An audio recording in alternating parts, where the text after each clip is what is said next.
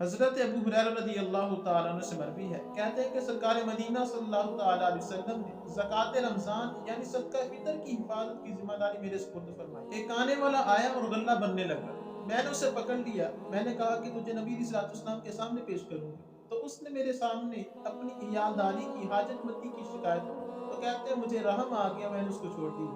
جب صبح ہوئی نبی علیہ السلام کی بارگاہ میں حاضر ہوا تو آقا کریم علیہ السلام نے ارشاد فرمایا، اے ابو ہریرہ تمہارے رات والے قیدی کا کیا ہوا؟ میں نے عرض کیا، یا رسول اللہ صلی اللہ تعالیٰ علیہ وسلم اس نے عیالداری کی حاجت مندی کی شکایت کی تو مجھے رحم آ گیا، میں نے اس کو چھوڑ دیا۔ تو ارشاد فرمایا کہ اس نے تم سے جھوٹ بولا، آج پھر آئے گا۔ حضرت ابو ہریرہ رضی اللہ تعالیٰ فرماتے ہیں کہ مجھے یقین تھا کہ آج وہ پھر آئے گا، کیونکہ آقا کریم علیہ السلام نے فرما دیا تھا کہ وہ آج آئے گا، تو میں اس کے انتظار میں بیٹھ گیا۔ تو جب وہ پھر آیا تو میں نے اس کو پکڑ لیا، میں نے کہا تجھے نبی علیہ السلام کے سامنے پیش کروں گا، تو اس نے پھر اپنی عیالداری کی حاجت مندی کی شکایت کی، تو مجھے اس پر پھر رحم آ گیا، میں نے اس کو چھوڑ دیا۔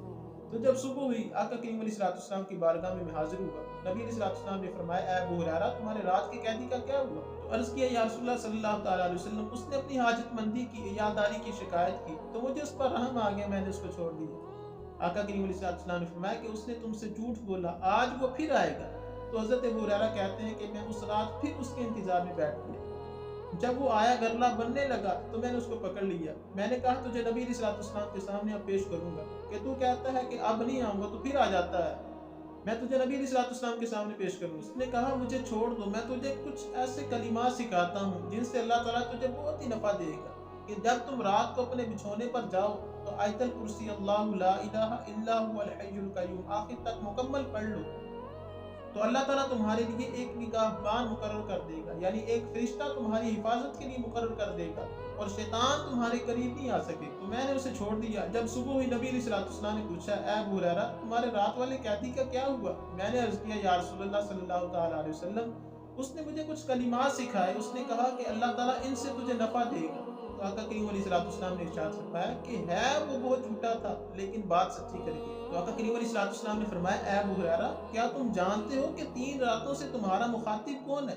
عرض کیا، یا رسول اللہ نہیں۔ تو آپ نے فرمایا وہ شیطان تھا، کہ بات تجھے سچی بتایا گیا لیکن وہ شیطان۔ تو آیت الکرسی کی بہت زیادہ فضیلت ہے۔ آقا کریم علیہ السلام کے ایک فرمان کا مفہوم ہے، فرمایا جو ہر نماز کے بعد آیت الکرسی پڑھے گا تو صرف موت ہی اس کی اور جنت کے درمیان حائل ہے، یعنی اس کو موت آئے گی تو سیدھا جنت کے اندر جائے گا۔ تو انسان کو چاہیے کہ ہر نماز کے بعد آیت الکرسی کا ورد کرے اور سونے سے پہلے اس کو پڑھ کر سوئے، اللہ تعالیٰ اس کی حفاظت کے لیے ایک نگہبان مقرر فرما دے گا۔ اللہ خالق کائنات عمل کی توفیق عطا فرمائے۔